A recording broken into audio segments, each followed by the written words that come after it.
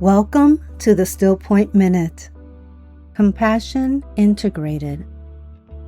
Compassion for weariness.